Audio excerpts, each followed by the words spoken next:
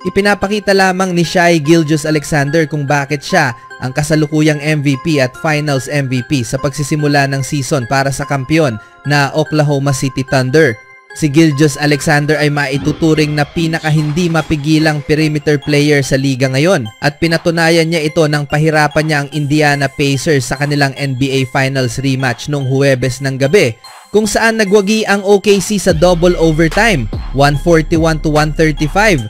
Matagal nang walang sagot ang mga kalaban sa depensa laban kay Gilgeous-Alexander, ngunit tila lalo pa siyang gumaling matapos makamit ang kampyonato at mga individual na parangal. Laban sa Pacers, nagtala siya ng career high 55 points sa isang laro matapos mag-shoot ng 15 of 31 mula sa field at 23 of 26 mula sa free throw line. Iniwang walang magawa ang depensa ng Indiana sa bawat posisyon. Kung magpapatuloy ang ganitong pangingibabaw ni Gilgeous-Alexander, posible siyang manalo muli ng MVP ngayong season.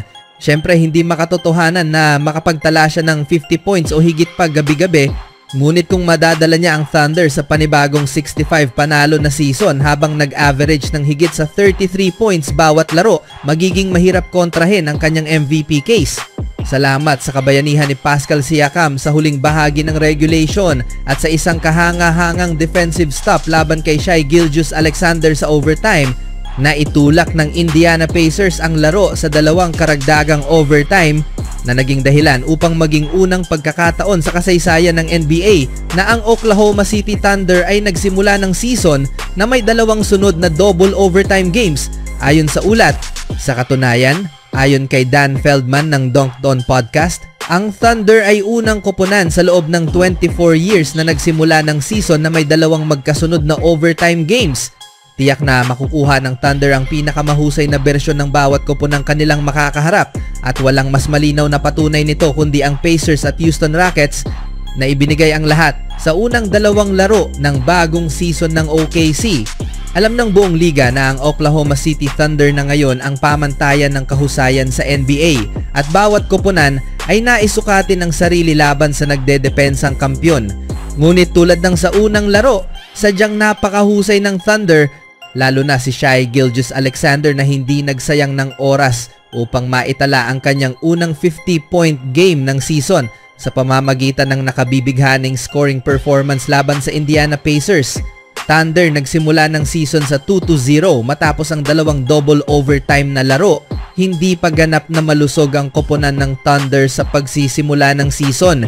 Si Jalen Williams ay patuloy pang nagre-recover mula sa wrist surgery noong off-season at noong Huwebes ng gabi, wala rin sa lineup ang dalawang defensive guards ng OKC, Cason Wallace at Alex Caruso, na may malaking papel sa kanilang panalo sa opening night laban sa Houston Rockets. Kahit ganoon, nagsimula pa rin ang Thunder ng 2-0 record at malaking bahagi nito ay dahil sa kahusayan ni Gilgeous-Alexander. Siya ang nakapagtala ng game-winning free throws laban sa Rockets matapos mabiktima si Kevin Durant sa isang foul, at nitong Biyernes, nagtala siya ng career-high 55 points sa isang laro. Kung magpapatuloy siya sa ganitong antas ng laro, panibagong MVP season ang maaaring nasa hinaharap ni Gilgeous-Alexander. Anong masasabi nyo sa Thunder, mga kaibigan? Sa ibang laban naman, sa isang gabi na puno ng sigawan, emosyon at highlights, nagharap ang Golden State Warriors at Denver Nuggets sa Chase Center para sa isa sa mga pinaka-inaabangang laban sa unang linggo ng NBA season. Mula pa lang sa tip-off, dama na ng mga fans na magiging espesyal ang gabing ito. Maagang nagpakita ng lakas ang Denver, pinangunahan ni Aaron Gordon na tila hindi mapigilan nagpasabog siya ng mga tres at atake sa ilalim ng ring. Sa unang dalawang quarter, kontrolado ng Nuggets ang laro. Naging epektibo ang kanilang ball movement sa tulong ni Nikola Jokic na patuloy na nagdi-distribute ng bola sa kanyang mga kakampi.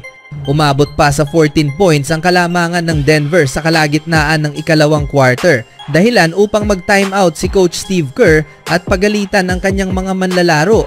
Pagkatapos ng timeout, nagbago ang ihip ng hangin, unti-unting gumising ang Warriors.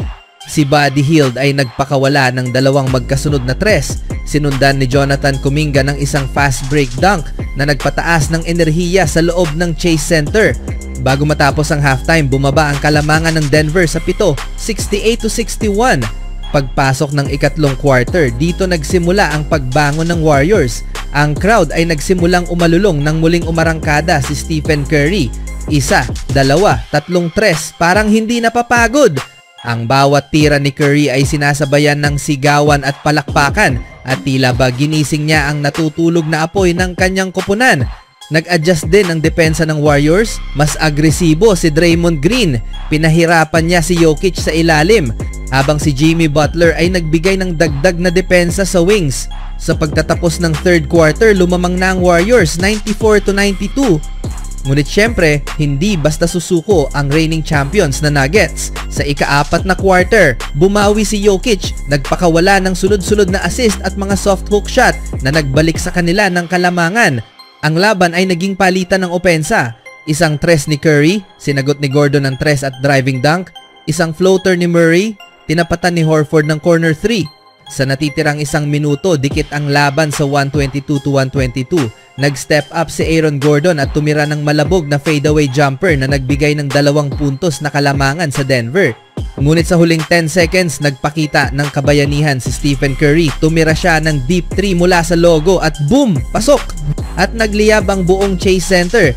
Sa overtime, parang naubos na ang gasolina ng Nuggets habang ang Warriors ay parang nakahanap ng bagong buhay. Mabilis silang nagbukas ng 12-2 run, pinangunahan ng isang bagong muka sa lineup, ang batang guard na si Brandin Podziemski na gumawa ng matinding hustle plays at isang clutch 3. Nagpakitang gilas din si Kuminga na may 2 magkasunod na fast break. Sa depensa naman, hindi pinayagan ni Draymond Green at Horford si Jokic na makalapit sa paint, forcing him to pass the ball under pressure. Sa huling minuto, tinapos ni Curry ang laban sa isang matinding floater off the glass na nagpataas ng kalamangan sa 5. Sinubukan pang bumawi si Murray sa kabilang dulo ngunit hindi na ito nakatulong. At doon na tuluyang nagtapos ang laban. Sa final buzzer, nanalo ang Golden State Warriors 137-131 laban sa Denver Nuggets sa isa sa mga pinaka-thrilling games ng season. Si Stephen Curry ang naging bida ng laro na may 42 points kabilang ang 6 na tres, 5 assists at 4 na rebounds. Kabilang ang highlight reel na ito na kung saan ay dinaanan niya ang halos buong Nuggets. I mean, dare I say he's making that look effortless? Since Mr. Si Jimmy Butler ay nag-ambag ng 21 points habang si Jonathan Kuminga ay may 14 points. Para sa Nuggets, si Aaron Gordon ay nagtala ng career-high 50 points samantalang si Nikola Jokic ay may 28 points, 12 rebounds at 9 assists. Ngunit hindi ito naging sapat upang makuha ang panalo. Ang laban na ito ay nagpapatunay na ang Warriors ay hindi pa rin dapat isantabi. Sa kabila ng edad ng kanilang core, ipinakita nila na kaya pa rin nilang makipagsabayan sa mga batang powerhouse gaya ng Denver.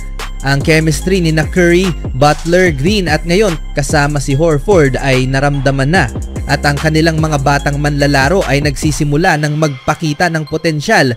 Sa pagtatapos ng laro, tumayo si Curry sa gitna ng court, nakangiti at binabati ng mga fans.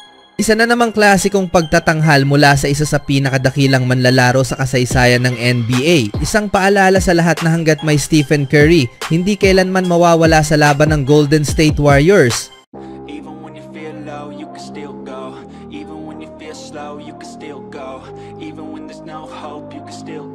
I never answer to no, man, I still go.